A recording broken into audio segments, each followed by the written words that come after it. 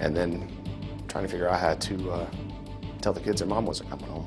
Hear from the husband of the Albuquerque woman killed on a Southwest flight.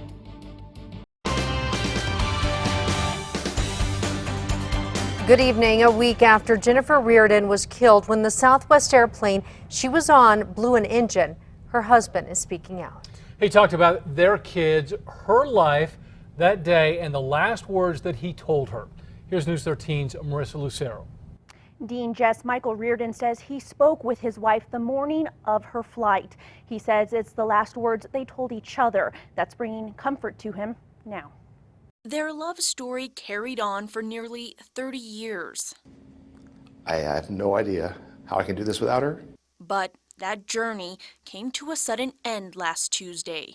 There was a chaplain from a hospital that called, and he's like, well, I'm from Philadelphia. I forgot the name of the hospital.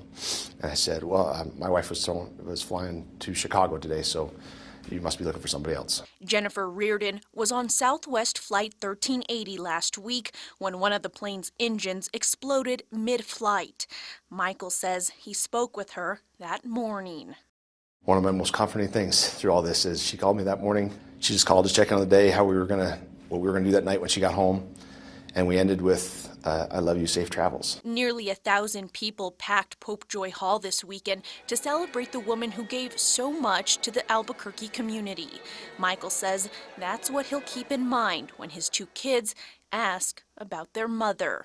Kind, loving, caring, and sharing, 100%.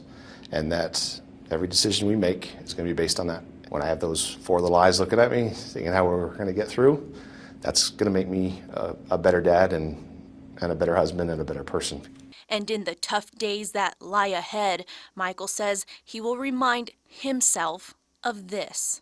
It's a love affair that will never end, and it won't, because no one can take her from my heart, no one can take her from our family. At Jennifer's memorial, the family handed out little gold guardian angel coins. Michael says he and his children carry them as a reminder that Jennifer is still looking out for them. Back to you. All right, thank you, Marissa.